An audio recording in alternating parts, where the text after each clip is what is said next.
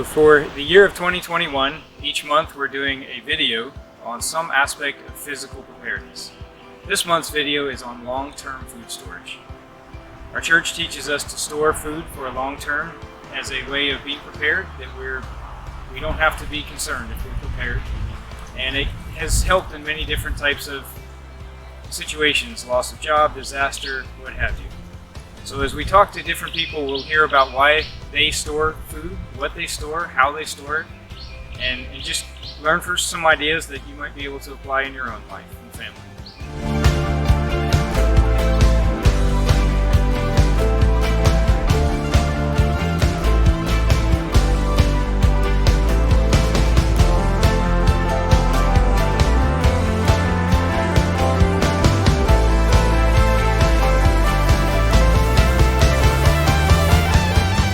The difference between a disaster and an adventure is how prepared you are. See, when we have the COVID, the pandemic in March, you go to the grocery store, You couldn't find anything? nothing.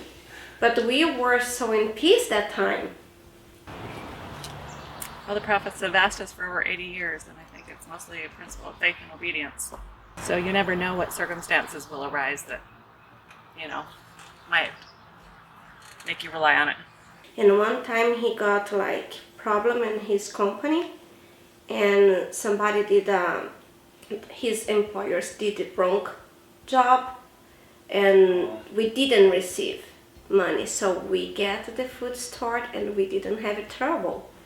We couldn't pay the utilities and everything with the small amount of money, but we have food. We always need to be prepared. So we started our food storage journey, how long has it been now? 30 years? Probably. And we just start with the basics. Wheat, rice, beans. Yes, it's expensive, but if you do it a month at a time, 3 months at a time, go to 6 months and a year, when there's 2 of us, it's a lot easier than now that there's 10, 11 of us with a grandchild. But you can't just get overwhelmed. You got to start somewhere. And that's what we do. We start with the basics. People worry about the budget. You do a little bit at a time. I would write down things as I went about my day of things that I didn't want to live without or alternatives. So whether it was dish soap or shampoo at the time we needed diapers and wipes, and was I going to live without them and do some alternative, or was I going to have those on hand? And shortly after, I went 5 months without a job. So I don't call that a coincidence. And again, fast forward to just a few months ago, we just went back through and just did the same list, stockpiled, and COVID hit.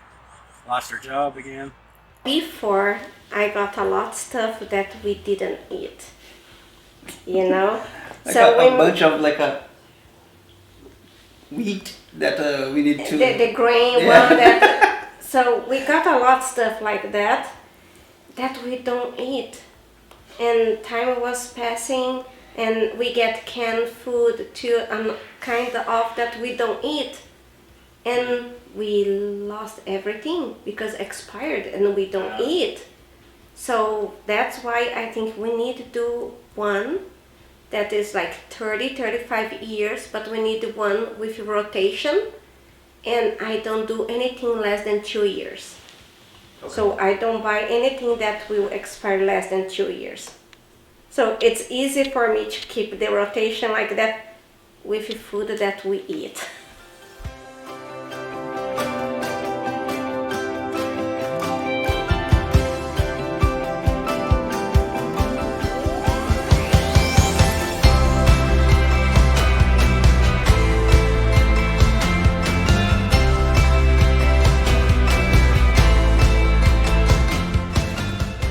Yeah, so when we first got into longer term storage, we noticed this on, I forget where, and we ended up just converting a closet that was normally a pantry into a can rotation system. One where you can put your newer cans in on the top, and they rotate around, and you can that way keep the freshest can, or the freshest cans in the back and rotate through your storage. One of my faults is I don't have patience for doing a lot of this. We do a little bit of it, every day or every week or what have you. So we just decided one time we had some money set aside that we were going to do something else with, and we just had the impression, we need to finish out our food storage. And So we did it. We did it in one chunk. We got 6 months worth of freeze-dried food, which will last 30 years. And then also when you purchase in volume, you get other benefits and things that they'll throw in there because everybody likes it when you purchase in volume. So one of the things we got in addition to that was this 60-gallon water container that came free. And a couple other things, a water filter and a few other things. But the whole idea was we wanted to be done with it, have something that we would eat because the freeze-dried is always good food.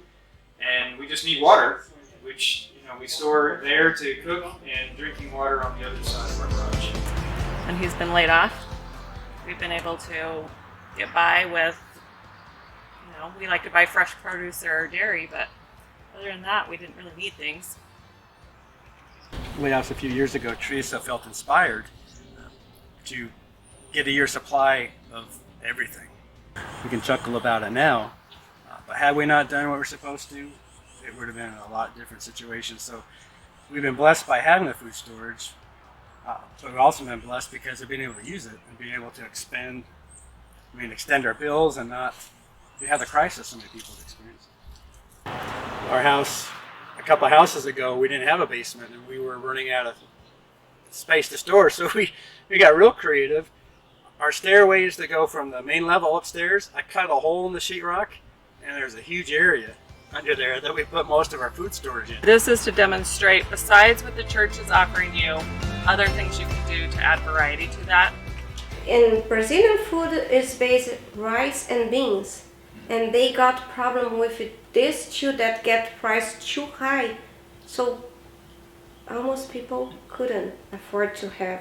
We are under my stairs, and for me this is the safest place at the house, under the stairs, and is where we have the space to use for something that is not just put stuff there.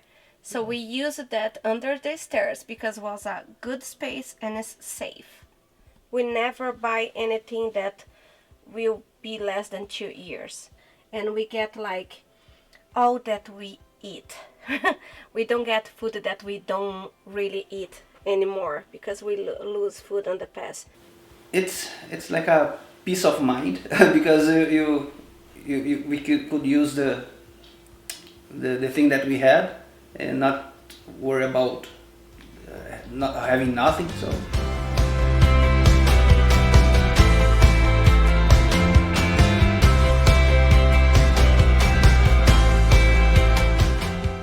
In this segment, we've heard from several different families. We've heard some real-world examples of why they have needed to have long-term food storage. Probably the key thing that stood out to me is just being ready so you don't have to worry about it. I encourage you all to focus on what's right for your family, store what would work for your family, and just get started.